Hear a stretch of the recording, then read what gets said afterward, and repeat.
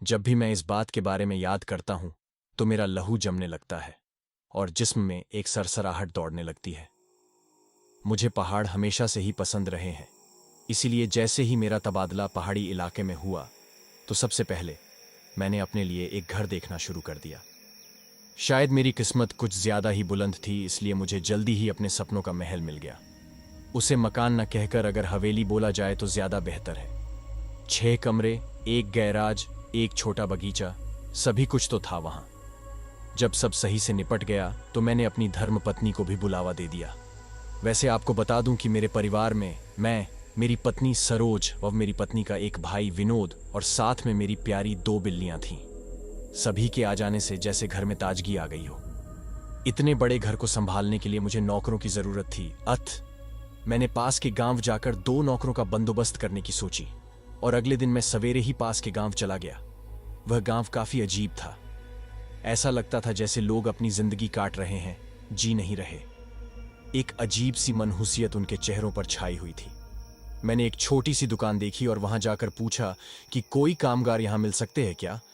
दुकानदार बोला, बाबूजी, यहां काम करने वाले लोगों की कमी नहीं है, वैसे भी यहां के लोगों को ज्यादा काम मिल नहीं पाता। उसने एक छोटे लड़के से कुछ लोगों को बुलावा भेजा। थोड़ी देर में ही काम करने की इच्छुक एक छोटी सी भीड़ मेरे इर्द गिर्द जमा हो गई, लेकिन जैसे ही मैंने उन्हें अपने घर का पता बताया तो बस जैसे सभी को सांप सूंघ गया हो। उन लोगों के चेहरे पर मैं डर देख सकता था। धीरे धीरे करके सारी भीड़ मेरे पास से हट गई। मुझे बहुत आश्चर्य हुआ। मैंने दुकानदार से इसका कारण जानना चाहा तो उसने बताया कि जिस घर में आप लोग रहते हो वह बहुत साल पहले एक व्यापारी और उसका परिवार रहता था। वह काफी समृद्ध था। इसी गांव के कुछ लोगों ने लालच में आकर उसकी व उसके परिवार की हत्या कर दी थी। उस परिवार से वो व्यापारी ही बचा थी।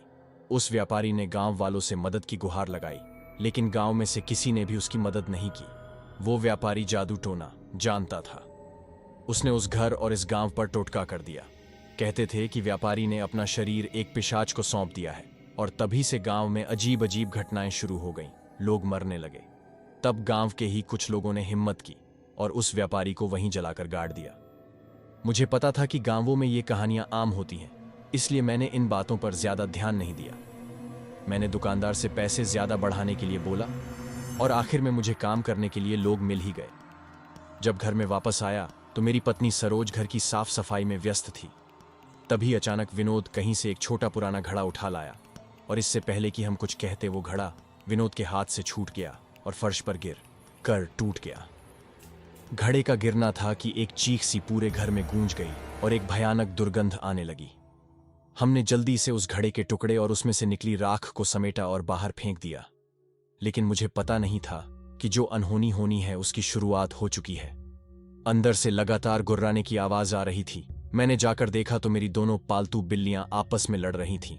यह बहुत अप्रत्याशित था क्योंकि आज से पहले मैंने उन्हें लड़ते हुए नहीं देखा था। लड़ते लड़ते दोनों आसपास घूमने लगी जैसे कि कुछ ढूंढ रही हो। तभी अचानक दरवाजे पर तेज आवाज हुई और फिर धीरे धीरे सभी खिड़की दरवाजे तेज आवाज में बजने लगे। मैं भागकर बाहर आया और देखा कि एक भयंकर तूफान आ रहा है। ऐसा तूफान मैंने अपने पूरे जीवन में नहीं देखा था। ऐसा लगता था जैसे कि तूफान सब कुछ उड़ा ले जाएगा। खिड़की दरवाजे अभी भी भयानक आवाज में बज रहे थे। मेरी दोनों बिल्लियां अभी भी गुर्राती हुई आसपास के दरवाजों पर अपने पंजे मार रही थीं। सरोज और विनोद भी अंदर आ चुके थे।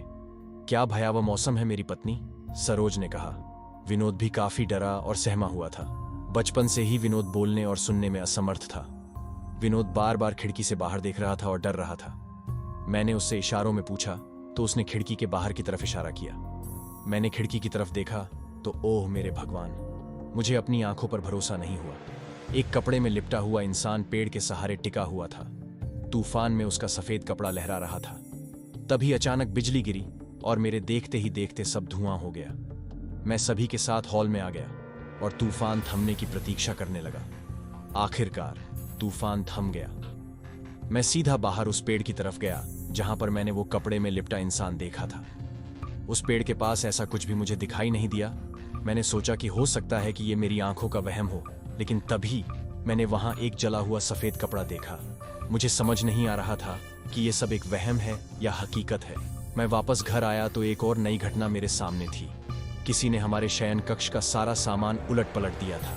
सारा सामान बिखरा पड़ा था। सरोज ये सब देखकर रोने लगी और कहने लगी कि ये घर मनहूस है, जरूर इस घर में कुछ बुरा है, लेकिन इन सब बातों पर यकीन नहीं करता था। मुझे लगता था कि गांव वाले नहीं चाहते कि कोई भी यहाँ रहे, इसलिए ये प्रपंच कर रहे हैं। उस रात हमने हॉल में सोने का फैसला किया। शाम होते होते एक धुंध सी चारों तरफ फैलने लगी। उस धुंध में एक अलग ही तरह की गंध थी। रात को काफी देर में मुझे नींद आई। अचानक एक चीख से मेरी नींद टूट गई। मैंने देखा कि विनोद काफी घबराया हुआ था और उसी खिड़की की तरफ देखते हुए बोला कि वह आ रहा है।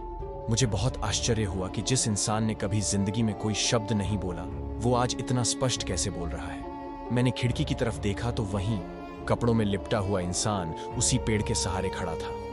तभी अंदर से मेरी दोनों बिल्लियों के लड़ने और रोने की आवाज आने लगी। ये सब देखकर सरोज और विनोद बेतहाशा रोने लगे। मैं इतनी जल्दी घबराने वालों में से नहीं था। मैंने दोनों को डांट कर चुप हो जाने के लिए बोला। पूरा वातावरण एकदम शांत हो चुका था। मैंने खिड़की से झांक कर देखा तो वहां कुछ भी नहीं था। अगली सुबह गांव से वो दोनों नौकर हरि व मोहन आ चुके थे। मैंने उन दोनों को आसपास की झाड़ी साफ करने का हुक्म दे दिया। इसके बाद मैं विनोद से मिला तो उसे देखकर साफ जाहिर होता था कि उसे रात का कुछ भी नहीं पता। तभी बाहर से हरि की आवाज आई। वह मुझे कुछ दिखाना चाहता था। मैंने देखा कि झाड़ियों के बीच एक बड़ा सा खड्ड बना हुआ था। मैंने कहा कि शायद किसी जंगली जानवर ने यह खड्डा बनाया होगा। मैंने उस खड्ड का मुंह एक पत्थर से बंद करवा दिया। शाम तक कुछ भी अप्रत्याशित नहीं हुआ तो मैंने सुकून की सांस ली। लेकिन शाम होते होते फिर वही धुंध फैलने लगी। तभी सरोज ने आकर बताया कि विनोद को तेज बुखार हुआ है। मैंने देखा कि विनोद तेज बुखार से झुलस रहा है। रात में मैंने बाहर निकलना ठीक नहीं समझा, इसलिए हमने घर में ही रखी हुई दवाइयों का सहारा लिया। सरोज और विनोद के सोने के बाद मैं अपने लैपटॉप पर अपना ऑफिस का काम निपटाने लगा। कुछ देर बाद मुझे बाहर कुछ गिरने की आवाज आई। मैं भागकर बाहर आया तो मैंने देखा कि विनोद का शरीर पड़ा हुआ था और उसके शरीर से निकल रहे खून को मेरी दोनों बिल्लियां चाटने में मगन थीं। मैंने तुरंत विनोद को उठाया और अंदर ले आया। उसका शरीर बर्फ के समान ठंडा पड़ चुका था और दोनों आंखें बाहर की तरफ निकली हुई थीं। विनोद की यह हालत देखकर सरोज ने रोना शुरू कर दिया। मेरी सोचने समझने की शक्ति का चुकी थी। तभी मैंने विनोद के जिस्म में हरकत महसूस की। यह देखकर मैंने देर नहीं की। कार निकली और विनोद और सरोज को लेकर अस्पताल चला गया। विनोद को उन्होंने इमरजेंसी वार्ड में शिफ्ट कर दिया। सुबह डॉक्टर ने मुझे खबर दी कि विनोद अब खतरे से बाहर है। मैंने डॉक्टर का शुक्रिया अदा किया। तभी सरोज वहां आकर सिसकने लगी और उसने मुझसे कहा कि अब वह उस घर में एक दिन भी नहीं रहेगी। परिस्थितियों को देखते हुए मैंने भी वहां से निकलने का फैसला कर लिया और सरोज से कहा कि विनोद के ठीक होते ही हम वहां नहीं रहेंगे। अस्पताल में रात से दोपहर हो चुकी थी। तभी नर्स ने आकर बोला कि हम लोग चाहें तो घर जा सकते हैं, विनोद को यहाँ कोई दिक्कत नहीं होगी। मैंने सरोज से घर चलने के लिए बोला, लेकिन वो किसी भी कीमत पर नहीं जाना चाहती थी। मैंने अकेले ही घर आने का फैसला किया क्योंकि मेरे ऑफिस के भी कुछ जरूरी दस्तावेजों का काम बाकी था। मैं वापस घर आ गया। मैंने देखा कि कुछ और झाड़ियां भी साफ हो गई हैं। इसका मतलब कि हरि और मोहन आए थे। लेकिन ये देखकर मुझे बहुत गुस्सा आया कि उस खड्डे का मुंह फिर से खुला हुआ था। हॉल में आकर मैंने लैपटॉप ऑन किया और अपना काम निपटाना शुरू कर दिया। सब कुछ एकदम शांत था। काम निपटाते निपटाते शाम हो गई थी और बाहर फिर से धुंध छाने लगी थी। इन सब चीजों से ध्यान हटाने के लिए मैं फिल्म देखने लगा। फिल्म को देखते देखते मुझे एहसास हुआ कि यह फिल्म ना होकर मेरी ही जिंदगी पर्दे पर दिखाई जा रही हो। थोड़ी ही देर में फिल्म में वह सीन भी आ गया जिसमें किरदार टीवी के सामने बैठा था। मैं फिल्म को और भी गौर से देखने लगा। मैं यह जानने के लिए उत्सुक था कि आगे क्या होता है। तभी फिल्म में बिजली कड़कने के साथ बारिश होने लगती है और ओह, मुझे यकीन नहीं हुआ। मैंने देखा कि बाहर एक जोरदार आवाज के साथ बिजली कड़कने लगी और उसके साथ ही बारिश की बूंदों के गिरने की आवाज भी साफ सुनाई पड़ने लगी। उसके बाद फिल्म में कोई दरवाजे को तोड़ने की कोशिश कर रहा था और तभी एक तेज आवाज के साथ टीवी बंद हो गया। मुझ में बहुत हिम्मत थी और मैं जल्दी ही घबराने वालों में से नहीं था। तभी मैंने एक जोरदार आवाज सुनी। शायद कोई दरवाजे को तोड़ना चाहता था। यह बिल्कुल ऐसा ही था जैसे फिल्म में देखा था। और तभी एक आवाज के साथ दरवाजा टूटने की आवाज आई। मेरी हालत ऐसी हो चुकी थी जैसे मेरे शरीर से सारी ताकत निचोड़ ली हो। बाहर जो भी था वह अंदर आ चुका था। मैं उसके सरकने की आवाज सुन सकता था। वह धीरे धीरे हर कमरे के दरवाजे को तोड़ रहा था। शायद उसे मेरी ही तलाश थी। मैं चीखना चाहता था, लेकिन मेरे गले से आवाज नहीं निकाल रही थी और ना ही मेरे पैरों में चलने की शक्ति बची थी। लगता था कि किसी ने मुझे उस कुर्सी से बांध दिया हो। वह आवाजें धीरे धीरे पास आती जा रही थीं। अब मैं उसकी सांसों की आवाज भी सुन सकता था। मैंने कुर्सी से उठकर भागने के लिए अपनी पूरी शक्ति लगा दी और मैं कुर्सी से नीचे जा गिरा।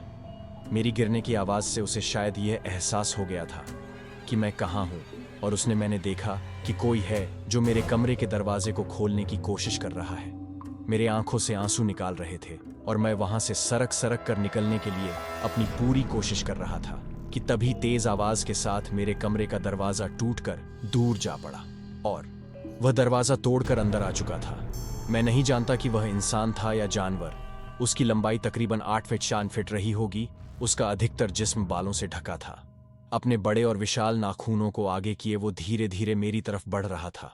मुझे ऐसा एहसास हो रहा था कि जैसे मुझे लकवा मार गया हो। एक पल को लगा कि मैं अब नहीं बच पाऊंगा, लेकिन तभी किसी बाहर से बंदूक चलने की आवाज आई। बंदूक की गोली अवश्य ही उस जानवर के लगी थी, इसलिए वह तुरंत वहां से भाग खड़ा हुआ। इसके साथ ही हरी और मोहन दोनों अंदर आ गए। हरी ने मुझे सहारा देकर उठाया। आप ठीक तो हैं?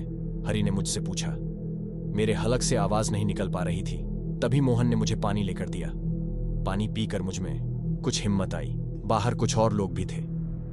हमें उसे ढूंढना होगा। वह जय दूर नहीं गया होगा। उसके खून के निशान भी यहाँ हैं, हरी ने कहा, और यह कहकर वह बाहर निकल गया।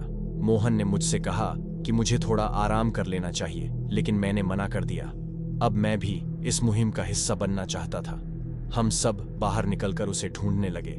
उसके शरीर से निकले खून के धब्बे भी एक जगह आकर खत्म हो गए थे। उसे यहीं आसपास होना चाहिए था, मोहन ने कहा। मुझे बार बार यही एहसास हो रहा था कि वह कहीं आसपास ही है। ढूंढते हुए मैं उसी खड्डे के पास पहुंच गया। मैंने वहां पर वैसी ही दुर्गंध महसूस की जैसी मैं घर के अंदर महसूस करता था। मेरे पास एक तेज रोशनी करने वाली टॉर्च थी। मैं उसके द्वारा उस खड्डे में देखने की कोशिश करने लगा। तभी अचानक अंदर से 2 हाथ निकले और उन्होंने मुझे अंदर घसीटना शुरू कर दिया। मैं सहायता के लिए चिल्लाने लगा। मैं उसके हाथों से बचने की भरसक कोशिश कर रहा था। इतने में ही मेरी चीख सुनकर हरी और मोहन वहां पहुंच गए। अचानक उन हाथों की पकड़ कुछ कम हो गई, लेकिन मैं खुद को संभाल नहीं सका और उस खड्डे में जा गिरा। आप घबराना मत, हम नीचे आ रहे हैं, ऊपर से हरी और मोहन बोले। यह अच्छा था कि मेरी टॉर्च मेरे पास थी। मैंने टॉर्च से आसपास देखना शुरू किया। वह एक पुराना तहखाना था। मैं हिम्मत करके धीरे धीरे आगे बढ़ने लगा। पीछे से बाकी लोग भी वहां आ गए। मेरा दिल किसी भी अनहोनी को सोचकर तेजी से धड़क रहा था। वह सुरंगनुमा तहखाना अंदर से बहुत बड़ा था। जैसे जैसे हम आगे बढ़ रहे थे, वैसे वैसे दुर्गंध बढ़ती ही जा रही थी। सुरंग में जहां तहां जानवरों के अवशेष पड़े थे। आखिर में वह तहखाना एक बड़ी से हॉल कमरे जैसी जगह आकर खत्म हो गया। हमारी उम्मीद के विपरीत हमें वहां कुछ भी दिखाई नहीं दिया। हम वहां से निकल ही रहे थे कि मोहन ठोकर कहां कर गिर पड़ा। जरूर यहां कुछ छुपा हुआ है, मोहन बोला। हमने फर्श पर टटोल कर देखा और हमें एक जगह वो उभार मिल गया। ये एक बड़ी लोहे की चादर थी। जैसे ही हमने उसे सरकाया तो एक पल के लिए मेरे दिल की धड़कन जैसे रुक सी गई हो। वह विशाल दानव वहां इस तरह से लेता था जैसे कि कोई मूर्ति हो। एक कुल्हाड़ी उसके दोनों हाथों में फंसी हुई थी। मैंने इसी पर ही गोली चलाई थी, हरी बोला, लेकिन ऐसा लगता है कि यह यहां पर सालों से पड़ा हो, मोहन बोला। तभी मैंने देखा उसके बाएं कंधे पर एक सुराख जिस पर अभी भी खून जमा हुआ था। मैंने इशारों में बाकी लोगों को यह दिखाया। इसे अभी के अभी जलाना होगा, हरी ने कहा। हमें कुछ लकड़ियां इकट्ठी करनी होंगी, लेकिन इसे ऐसे भी नहीं छोड़ा जा सकता है, मैंने कहा। आखिर में हम 4 लोग वहीं रुके और बाकी लोग लकड़ियां इकट्ठी करने चले गए। हमें आसपास भी देखना चाहिए, शायद कुछ काम का सामान मिल जाए, मोहन ने कहा।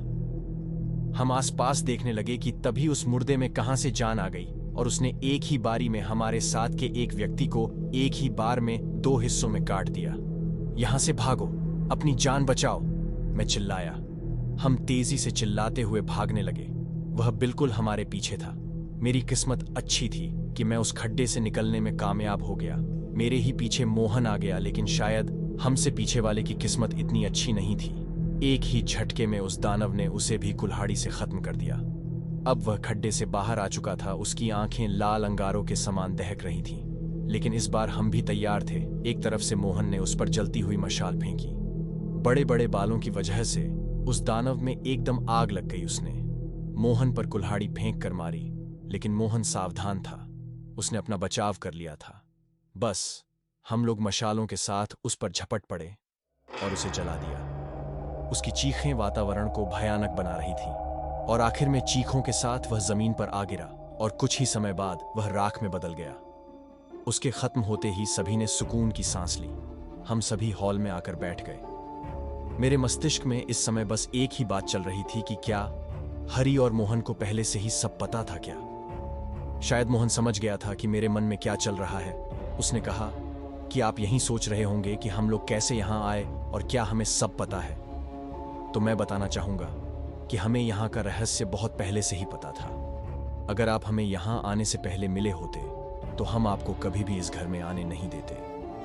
आपके गांव आने से पहले ही इसे आपकी गंध मिल गई होगी। हमें बहुत समय से इसकी खोज थी, इसीलिए हम आपके यहां नौकर बनकर आए ताकि आपको शक भी ना हो और हमारी खोजबीन भी चलती रहे। अगर हम आपको पहले ही सब बता देते तो आप न तो हमारी बातों पर यकीन करते और ना ही हमें यहां आने देते।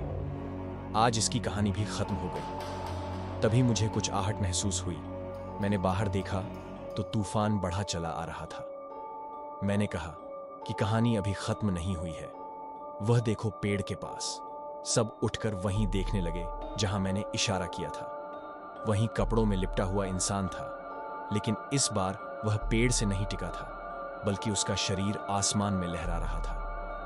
उसके शरीर से लिपटी कपड़े की पट्टियां एक एक करके तूफान में उड़ी जा रही थी। ये क्या बला है? हरि बोला। मैंने कहा इसे भी मैं बहुत बार यहीं देख चुका हूं। तभी मोहन ने उस पर फायर किया, लेकिन उस पर इसका कोई फर्क नहीं पड़ा। एक एक करके उसने 3 फायर किए, लेकिन सब व्यर्थ। इस पर मेरी गोलियों का कोई असर नहीं पड़ रहा है। हमें कुछ और देखना होगा, मेरे पास कुछ और भी है। यह कहकर मोहन ने अपना बैग खोला और 3 त्रिशूल निकाल ली।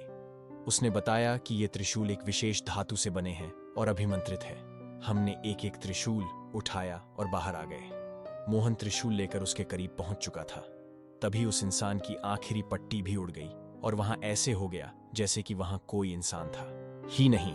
वातावरण एकदम निशब्द हो गया और वहां एक घनी धुंध छाने लगी। धुंध इतनी गहरी थी कि हमें मोहन भी दिखना बंद हो गया।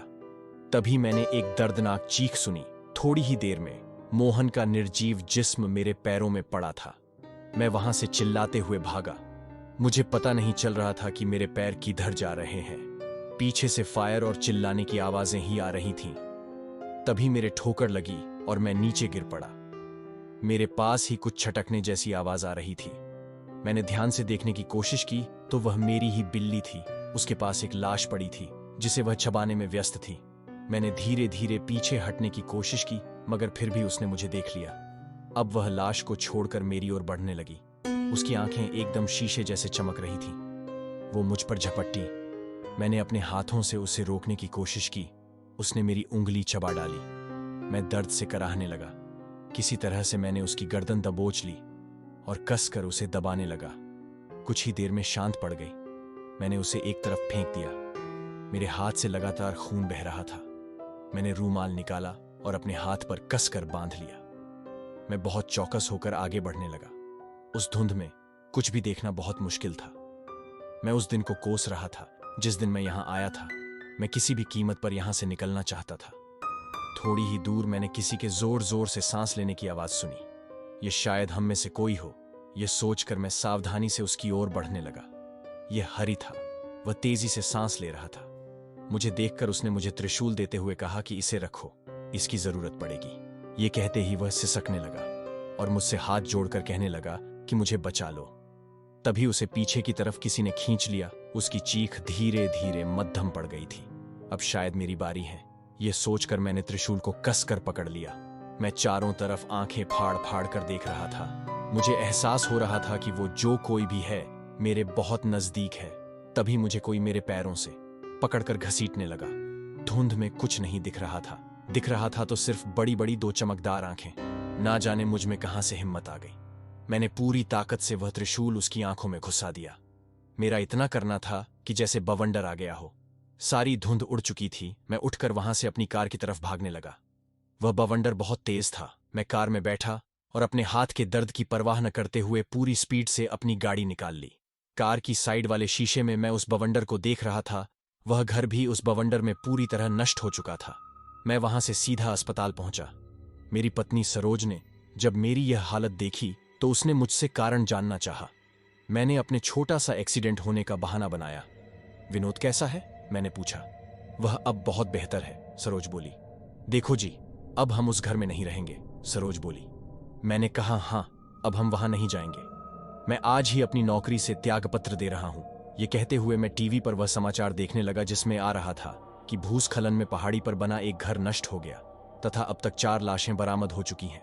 मैंने सोचा कि शायद मेरी किस्मत में ही बचना लिखा था, इसीलिए मैं यहां हूं। तो दोस्तों, आज की वीडियो में बस इतना ही। वीडियो पसंद आया तो मेरे चैनल को सब्सक्राइब करें। धन्यवाद।